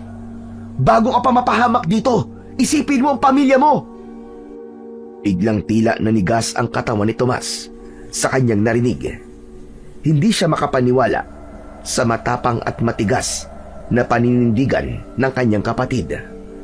Napailing siya. Sa loob-loob niya, gusto niyang yakapin si David at pilitin itong sumama. Pero nang magtama ang kanilang mga mata, nakita niya na hindi na mababali pa ang ginawa nitong desisyon. Binitiwan niya si David at dahan-dahang binuksan ang pinto ng kubo. Wala nang nagawa si Tomas, kundi ang lumabas. Sa loob ng kubo, nanatiling nakatayo si David. Pinikit niya ang kanyang mga mata at pinilit pigilan ang kanyang pag-iyak. Alam niyang sinaktan niya ang damdamin ng kanyang kuya, pero ang desisyong pinili niya ay kailangan niyang panindigan, alang-alang sa kaligtasan niya at ng kanyang kuya, kasama na ang pamilya nito. Samantala sa labas, huminto si Tomas at muling tumingin sa kubo. Hindi niya matiis ang kapatid. Ayaw niyang basta na lang itong iwan at lumayo. Kaya't lumayo lang siya ng konti at naghanap ng maaari niyang mapagtaguan at mapagpahingahan. May nakita siyang isang napakalaking puno at sa paanan nito, napansin niya ang tila maliit na kuweba na natatabunan ng baging at naitatago sa pagitan ng mga ugat. Lumapit siya at sinilip ang loob nun. Madilim, amoy lupa at medyo basa, pero sapat na ang espasyo para makapagpahinga siya. Kumuha siya ng ilang tuyong dahon at damo sa paligid, saka maingat na inilatag sa loob upang maging sapin. Inayos niya ito ng mabuti para maging komportabling higaan. Nang matapos, ay binuksan niya ang kanyang bag. Agad niyang nakita ang supot ng asin at bawang. Napangiti siya. Salamat, Fiona. Hindi mo talaga kinalimutan ang asin at bawang. Agad niyang binuksan ang asin at nagsaboy siya sa palibot ng puno. Saka siya pumasok at dahan-dahang siniksik ang sarili sa loob. Kahit hindi ganong kaluwag, nagkasya pa rin siya. Itinabi niya sa kanyang higaan ang bawang. Huminga siya ng malalim at ipinikit ang kanyang mga mata. Pero hindi siya tuluyang nakatulog. Patuloy niyang iniisip ang kalagayan ni David sa loob ng kubo. Hindi ko alam kung kanino ka nagmana sa katigasan ng ulo mo, David. Pero kahit ganon, maski pasaway ka, hindi kita iiwan dito. Kahit anong mangyari, sabay tayong uuwi. Makalipas ang ilang oras, ay nakatulog na din siya. Dumating ang madaling araw. Nagising si Tomas dahil sa malalakas na usapan at yabag ng mga tao. Sumilip siya at nakita niya sina David at mga kasama nitong matadero na naglalakad. Mabilis siyang lumabas dahil alam niyang patungo na naman ang mga yon sa palengke. Pinili niyang sundan sila. Maingat na nagtatago sa mga puno at damuhan upang hindi mahalata. Hanggang sa makarating sila sa palengke. Namilog ang mga mata ni Tomas nang masilayan ang anyo ng palengke sa madaling araw. Nanginig ang katawan niya nang makitang hindi baboy o baka ang kinakatay doon, kundi mga buhay na tao. May mga bata, matanda, babae at lalaki. Lahat sila nakagapos ang kamay at paa.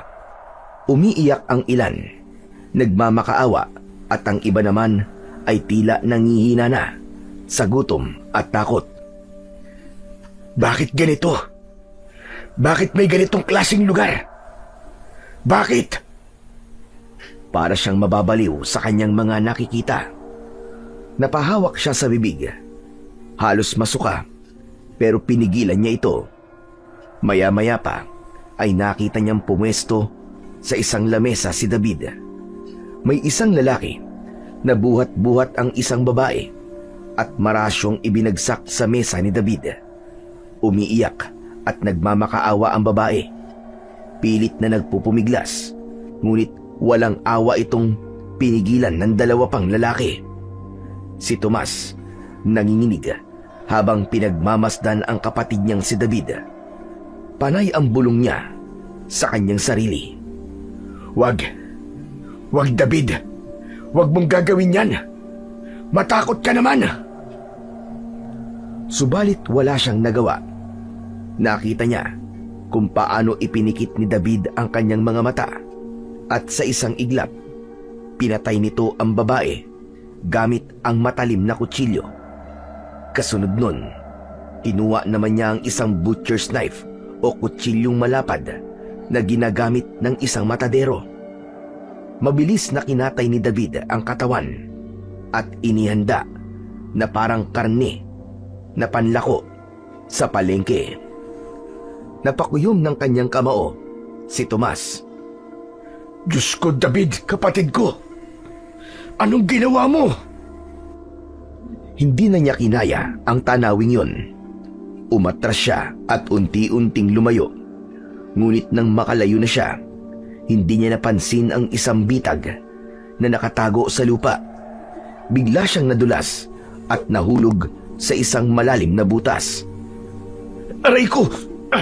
Hindi! Bakit ngayon pa? Diyos ko! Tulungan niyo po ako! Bigla niyang naalala ang medalyon na ibinigay sa kanya ni Mang Lazaro. Inilabas niya ito mula sa loob ng kanyang t-shirt. Hinawakan at bumulong ng isang hiling. Paano ko ba mapapagana ang kapangyarihan mo? Baka naman, pwede mo kong tulungan na makaahon sa bitag na ito. Hinawakan niya ang medalyon at mariing pinikit ang mga mata. Umaasang may mangyayari, ngunit ilang sandali ang lumipas. Wala siyang naramdaman. Walang liwanag, walang init, walang anumang palatandaan na may kakaiban lakas ang bagay na yon. Para lang itong karaniwang palamuti na isinabit sa kanyang leeg. Napabuntong hininga si Tomas. Anak ng tutsa naman, oo. Anong klaseng agimat ba to? Pinaglalaruan lang ba ako ni Mang Lazaro? Bakit hindi gumagana? Nagsimula na siyang mag-isip ng hindi maganda. At sa mga oras na yon, ay kinabahan na siya at nagduda sa tunay na intensyon ni Mang Lazaro. Lalo at hindi pa nagpapakita sa kanya ang kasama. Tumingala siya at nakita niya ang butas. Mataas at alam niyang hindi siya basta-basta makakaalis doon. Makalipas ang ilang oras, may narinig siyang mga yabag mula sa itaas. 3 lalaki ang sumilip. Nakangisi ang mga ito habang nakatitig sa kanya. Saglit pa ay naglabas sila ng lubid at ibinabayon. Akala niya ay tutulungan siya ng mga ito na makaahon.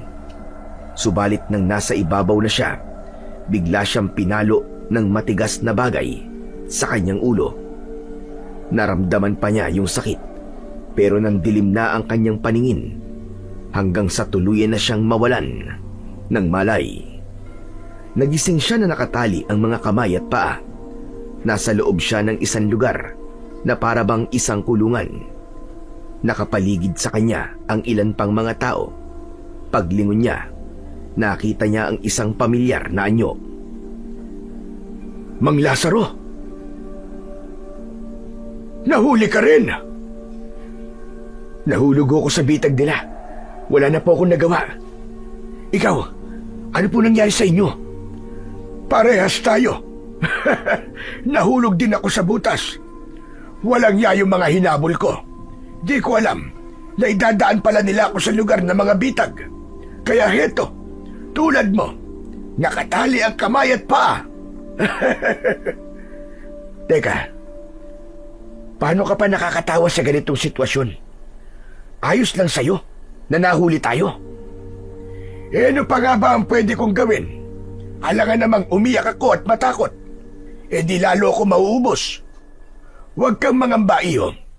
Dahil wala naman tayong dapat na ipag-alala. Napakunot ang noo ni Tomas. Hindi siya makapaniwala na sa gitna ng kinakaharap nilang sitwasyon ay nananatiling mapagbiro at kalmado pa rin ang kasama niyang matanda. Teka. Nahuli ka. Nahuli rin ako. Tapos ganyan ka pa. Umayos nga ho kayo, Mang Lazaro. Sabihin niyo nga po sa akin ang totoo. May silbi ba talaga ang mga medalyon at agimat mo? Mukhang wala eh. Peke yata ang mga gamit mo eh. Huwag mong maliitin ang hawak mo, Tomas. May silbi yan. Hindi pa lang nagpapakita. Malakas ang kapangyarihan yan, sinasabi ko sa'yo. Kung may kapangyarihan ito, bakit hindi natin magamit? Bakit hindi nito tayo matulungan? Mamamatay na tayo dito, Man Lazaro. Nasa delikadong sitwasyon na tayo ngayon. Huwag kang mainip. Makikita mo, Tomas. Saka lang yan magpaparamdam kapag talagang kinakailangan na. Yung tipong wala ka na talagang masasandalan. Kaya mag-relax ka lang dyan. Walang mangyayaring masama sa atin. Natigilan si Tomas. Hindi niya alam kung dapat ba niyang paniwalaan ang matanda o isiping nasisiraan na ito ng ulo, lalo na't nagagawa nitong tumawa kahit nasa harap na ng tiyak na kamatayan. Ngunit habang tinititigan niya ang matanda, kita niya na seryoso ito at tila alam na alam ang sinasabi. Sana nga. Sayang lang ang pagtitiwala na ibinigay ko sa inyo. Iyo, ipapaliwanag ko sa iyo mabuti. Ang kapangyarihan ay hindi basta-basta pinagkakaloob sa taong hindi pa handa. Huwag kang mainip. Darating ang oras. Magagamit at magagamit mo yan. Nakaramdam ng pag-asa ang lalaki dahil sa kanyang narinig. Gayunpaman, pinilit niyang itago ito sa likod ng kanyang pagkainis. Mabuti pa magpahinga na tayo. Kailangan natin magpalakas para bukas. Hindi na sumagot pa si Tomas. Alam niyang tama ang sinabi ng matanda. Kaya naman, sa muling pagsapit ng gabi, natulog siya ng maaga. Subalit ng madaling araw, habang mahimbing ang lahat, nagising si Tomas nang may maramdaman na malalakas na kamay na dumakma sa kanyang mga braso. Bago pa siya makapagpumiglas, ay agad siyang hinila palabas ng kulungang yon. Sigaw siya ng sigaw at pinilit niyang lumaban, pero wala siyang nagawa kundi ang sumama sa kanilang paghila. Habang binabagtas nila ang daan papunta sa katayan, napapikit si Tomas. Sa huling pagkakataon ay nagdasal siya at humingi ng saklolo sa Panginoong Diyos. Pagdating nila sa palengke, ay nakita niya kagad si David.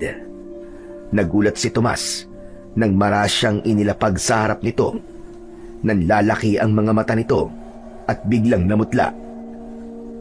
Kuya, bakit ka pa nandito? Di ba sabi ko na sa'yo? Umalis ka na dapat eh. Bakit? Nanginginig ang mga kamay ni David habang hawak ang kutsilyo. Hindi ko to kayang gawin, kuya. Hindi ko to kayang gawin.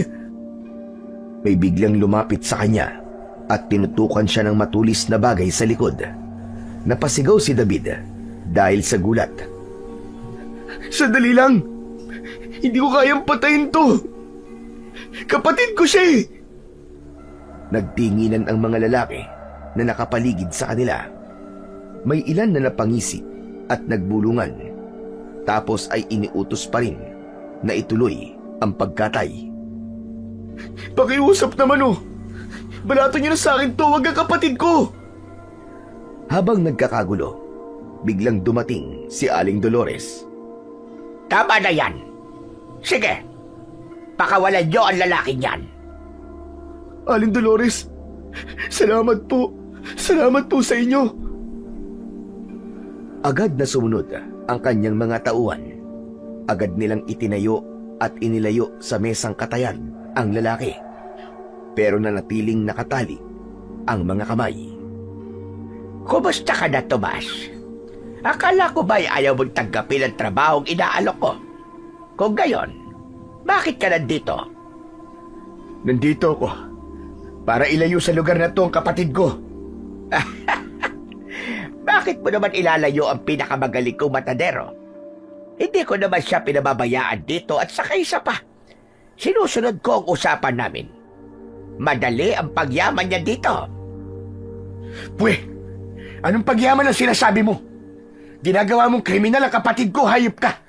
Hayop ka, Dolores! Tumigil ka! Huwag mo kong pagsalitaan ng ganyan.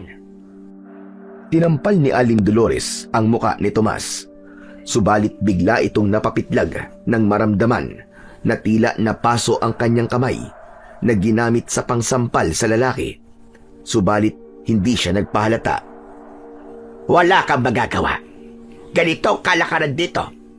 Ang mga tao na nabibihag namin at nahuhuli ay pagkain lang namin. Kaya malahimik ka. At kung gusto mong mabuhay, bibigyan kita ng isang pagkakataon. Alam kong alam mo na gusto ko ang trabaho mo. Pumayag ka lang na maging tagakatay at mabubuhay ka. Umiling si Tomas. Nanlilisik ang mga mata. Hindi ako papayag. Kahit kailan, hindi mo ako magagawang kasangkapan sa kalupitan mo. Kuya, sige na, pumayag ka na. Isipin mo naman ang asawa at anak mo. Kapag namatay ka, paano na sila? Kawawa sila kung may iwan sila. Pumayag ka na, kuya. Ito na lang ang paraan para mabuhay ka. Natahimik si Tomas nang biglang maalala ang asawa at anak. Ngunit habang nagtatalo ang isip niya kung papayag ba siya o hindi, biglang may narinig silang malakas na kalabog mula sa kung saan. Nang tignan niya, nakita niya na sumusugod si Mang Lazaro. Ilan sa mga naunang rumisponding lalaki ay agad nitong napatay. Dahil dito, nagkagulo ang lahat. Dahil sa nakitang banta, biglang nagbago ang kanilang mga anyo bilang nakakakilabot na mga aswang. Diyos ko, totoo nga. Sinalakay agad ng mga ito si Mang Lazaro. Tumalon ng ilang aswang papunta sa kanya at mabilis na nakipaglaban. Mang Lazaro! Tutulong sana si Tomas, ngunit mabilis siyang pinigilan ni David. Kuya, wag! Hindi mo kaya! Papatayin ka nila na walang kahirap-hirap! Ngunit hindi yun pinakinggan ni Tomas. Galit na galit siya at pakiramdam niya ay umiinit ang buo niyang katawan. Hinila niya ang braso mula kay David at tumakbo papalapit. Habang tumatakbo, para siyang may naririnig na mga boses na bumubulong sa loob niya. Sinasabing lumaban siya. Isang aswang ang biglang humablot sa kanya, pero bigla din siyang binitiwan. Nagsisisigaw ang aswang na yon at kitang-kita ni Tomas ang paggapang ng tila kulay asul na apoy sa kamay ng aswang. Isang aswang pa ang lumapit, ngunit mabilis niyang nasuntok ito sa muka. Nagulat siya nang makitang nabali ang panga ng halimaw. Lumingon si Mang Lazaro at nagtagpo ang kanilang mga mata. Ngumiti sa kanya si Mang Lazaro kahit nakikipaglaban. Handa ka na ba, iyo? Handa na rin ang kapangyarihan ng medalyon mo. Sige, gamitin mo ng mahusay. Napatingin si Tomas sa kanyang dibdib. Ang medalyong akala niyang peke ay nakita niyang kumikinang, buhay na buhay at nagniningning. Nagpatuloy ang kanilang pakikipaglaban. Marami na rin silang napaslang na mga aswang. Samantala si David naman ay natulala sa kanyang kinatatayuan. Hindi siya makapaniwala sa kanyang nakikita. Napahawak tuloy siya ng maigpit sa hawak na kutsilyo. Ang galing! Paano niya nagawa yun? Nagpatuloy ang labanan. Ang mga lampara na ginagamit nila ay nalaglag sa lupa. Nagliyab ang ilang mga tuyong damo at ang amoy ng usok ay humalo na sa amoy ng dugo ng mga aswang. Samantala si David ay nagsimulang kumilos nang makita niyang nagbago na rin ang anyo ni Aling Dolores na nasa kanyang tabi. Kitang-kita niya ang biglang pagpangit ng anyo nito at dahan-dahan yung pagkilos papalapit sa nakatalikod niyang kapatid. Hindi na malaya ni Tomas ang paglapit ng aswang. Humanda ka! Papatayin kitang hayop ka! Papatayin ko kayong lahat! Hindi maaari. Kuya! Napalingon si Tomas at kasabay nun ay bumulagta ang halimaw. May nakatarak doong isang malapad na kutsilyong pangkatay. Napatingin si Tomas kay David. Malakas ang hingal nito at bahagyang nanginginig. Hayop ka! Traidor ka, David! Traidor! Humakbang ang binata palapit sa kuya niya. Iniabot niya ang isa pang kutsilyo na hawak niya, tapos ay hinarap niya ang naghihingalong si Aling Dolores. Hindi ako traidor. Kailanman, mas magiging matimbang pa rin ang dugo kaysa sa tubig, Aling Dolores. Yan ang totoo. Nanlaki ang mga mata ni Tomas. David! Ngumiti ng mapait si David, sabay harap muli sa mga kalaban. Hindi ko na kayang baliwalain ang lahat ng to, kuya. Tama ka. Simula ngayon, magkasama tayong lalaban. Nagsama-sama ang mga magkakakampi at nasa harap nila si Mang Lazaro na nagniningning ang mga agimat na nakasuot sa kanyang katawan. Samantalang si Tomas naman, sa paningin ng mga aswang, ay may apoy itong nakapalibot sa kanyang katawan. At sa huling sandali, silang dalawa ni David ang nagtulungan para pabagsakin ang mga natirang aswang. Ginamit nila ang pangkatay na kutsilyo at isinaksak yun sa dibdib ng halimaw. Ah!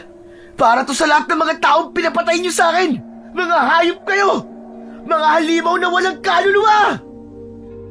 Nangisay hanggang sa mamatay ang huling aswang. Natapos na ang laban. Lumapit si Tomas sa kanyang kapatid at mahigpit niya itong niyakap. Salamat. Tapos na, David. Tapos na ang laban. Ngumiti si David. Halos maiyak. Pasensya na, kuya. Kung matigas ang ulo ko. Pero mula ngayon, magbabago na talaga ako. Makikinig na ako palagi sa'yo. Tama na. Kumalma ka na. Hindi ako galit sa'yo, Tol. Biktima ka din dito. Hayaan mo. Tutulungan kitang ayusin ang lahat ng ito. Tumango si David. Huminga siya ng malalim at pilit na pinakalma ang kanyang sarili. Samantala, bago sila tuluyang umalis, ay pinakawalan nila ang lahat ng mga biyag. Marami ang naiyak at napahagulgol ng malakas. Panay ang pasasalamat nila dahil natapos na ang kanilang malagim na bangungot. Matapos ang matinding laban, sama-sama silang lumabas ng gubat at nagsiuwian na sila sa kani-kanilang mga bahay.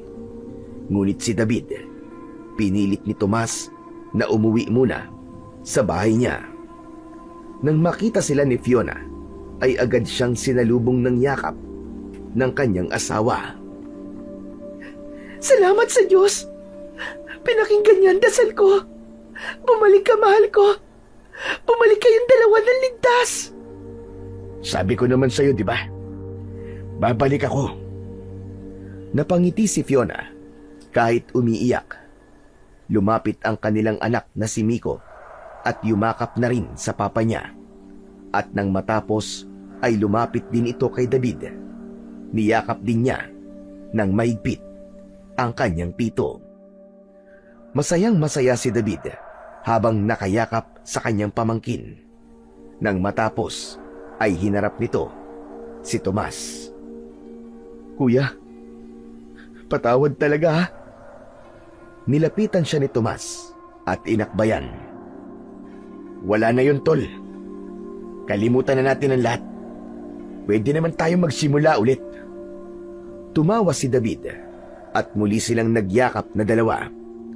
Nang matapos bumuhos ang emosyon ng isa't isa, inanyayahan na sila ni Fiona na pumasok na sa loob ng bahay. Naghanda siya ng masarap na merienda para sa dalawa. Samantala, si Mang Lazaro naman, matapos ang lahat ay dumiretso sa libingan ng kanyang anak. Masayang masaya siya na ibinalita sa puntod na nakuha na nila ang hustisya. Halos maiyak sa tuwa ang matandang lalaki habang hinahalikan pa ang puntod ng yumao niyang anak. Samantala, makalipas ang ilang araw, kinausap ni Tomas si David tungkol sa kalagayan nito at ibinukas niya ang usapan tungkol sa pagpaparehab. Ano sa palagay mo, bunso? Gusto mo ba?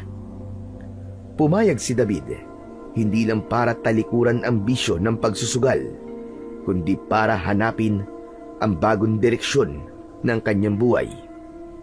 Pinili niyang baguhin ang kanyang sarili, hindi lamang para sa sarili niya, kundi para na rin sa mga taong naniniwala at nagmamahal sa kanya, ang kanyang kuya at ang buong pamilya nito. Simula noon, nangako siya sa kanyang sarili na hindi niya sila bibiguin.